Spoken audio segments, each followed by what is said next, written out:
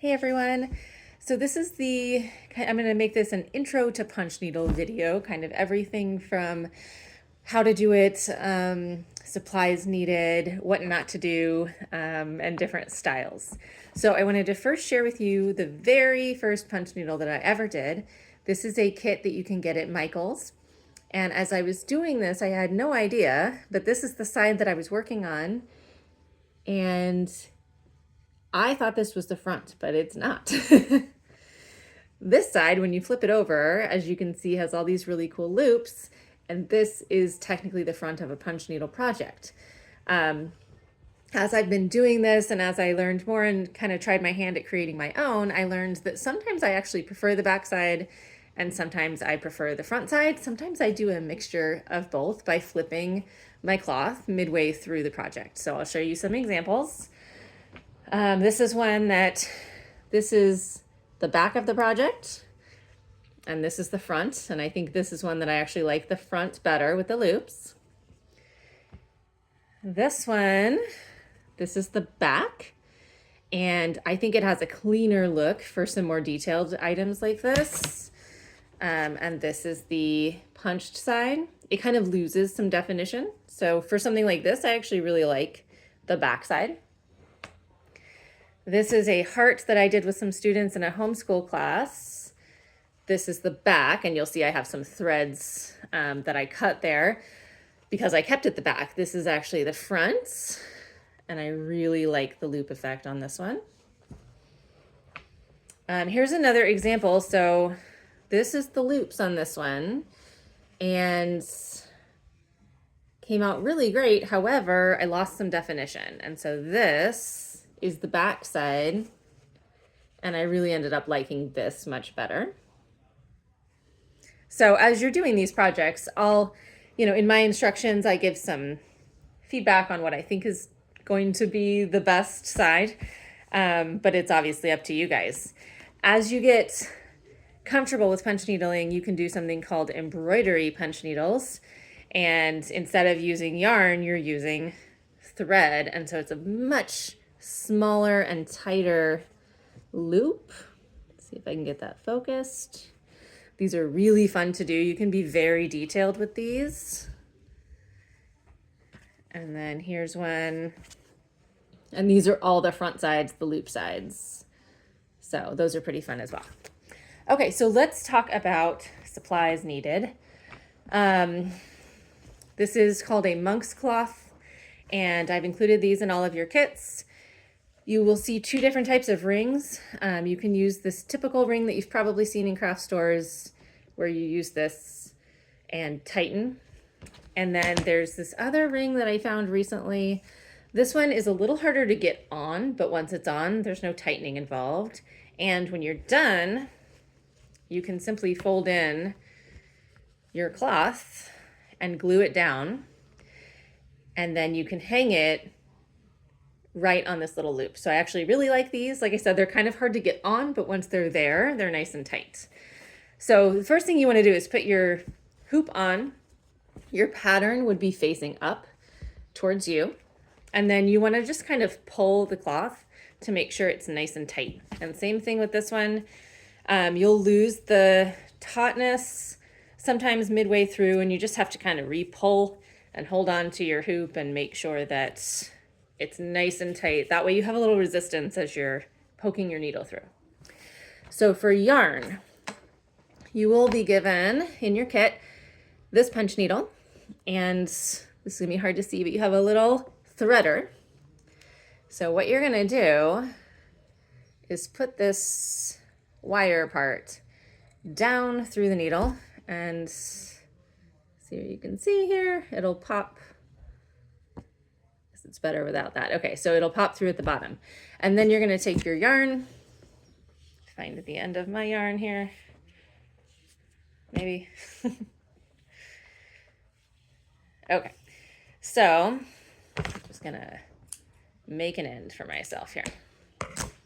Okay, so you're gonna put this through, and then all you're gonna do is pull on this white tab and pull it up through the needle. And then you have one more step before your needle is threaded. So with the needle, this part is angled and you want that kind of facing away. You're going to put this needle threader through the hole, and then you're just going to put the yarn up through the wires and pull it back through. And then with this, your needle is threaded. You want to leave a little tail so that you don't lose your yarn. If you're worried about it, you know, the longer the better, as you won't lose it. And you're always going to just cut off your tails later on your project. So, okay, so your template would be drawn out on this side facing you, and you're working from that side. So I'll show you how to do this. You want to keep your yarn nice and loose. So if you're right-handed, you're going to keep the yarn actually positioned to your right side. You want the yarn over your arm, okay?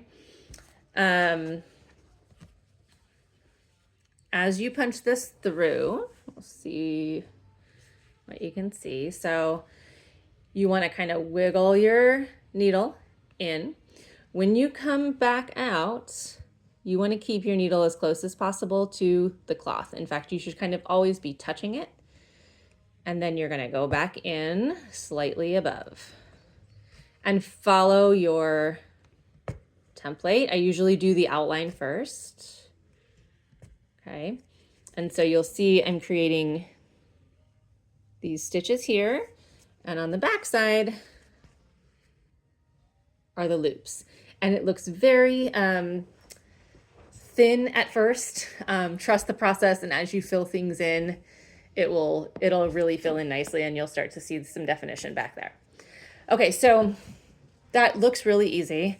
There can be some problems that you run into along the way though. So a couple tricks.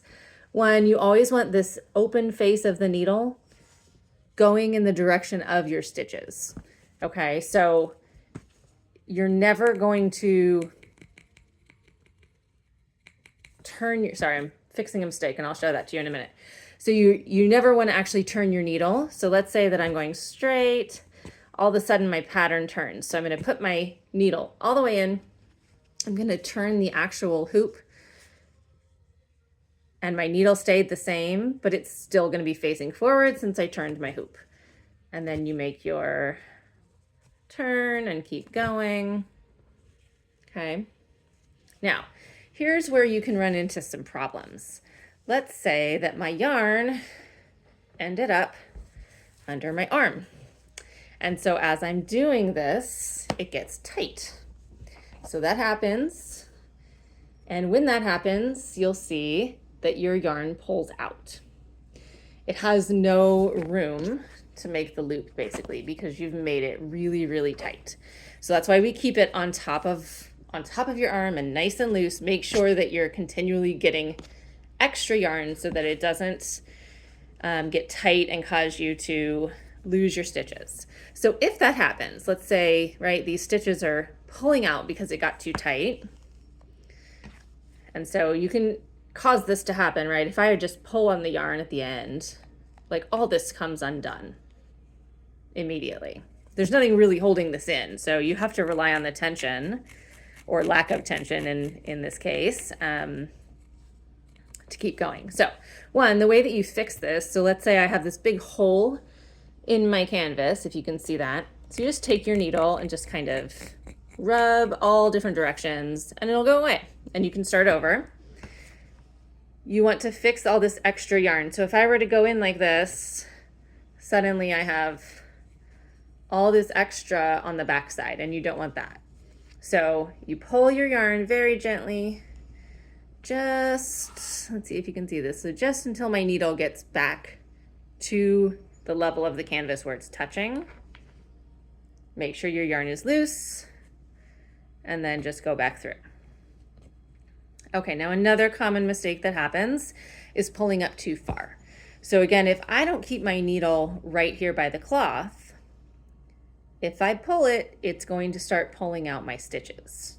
So that's another common thing that happens. And again, I'll just kind of work that hole out, is just go nice and slow and keep it right next to the cloth. and just always be touching your cloth, keeping that angled face of the needle forward, turning your hoop when you need to. Okay, so again, it looks really sparse back here, but as I fill in, that would change. So I'm gonna go back the other direction. So you can go extremely close, if not on top of your other stitches if you want to. Really, really close. And then it'll start to fill this in. And I don't have a pattern drawn on this one. This is kind of just for show. But it'll start to really push together. And the more rows I do, the more that'll happen. And it'll just kind of squash it all together and make it look really nice. So now what's happening to me right now, and you might notice it, is see all of this slack in my cloth. So I'm having to work a little extra hard to get my needle through. So in that case, what you want to do is just kind of pause, pull your cloth nice and tight, make sure your ring is still on, and just kind of resume from there. Okay, so now let's say that I'm done with red. So what you want to do is a couple extra stitches. I didn't get this all the way tight. It's hard with one hand while I'm videoing. So do a couple extra stitches, and then what you're going to do is lift up on your needle. With your other hand, you're going to grab your yarn. And that way, your yarn stays put, but your needle can kind of back up. And then you're going to cut this, my scissors, just as close as you can. Oops. Okay, I need to use two hands.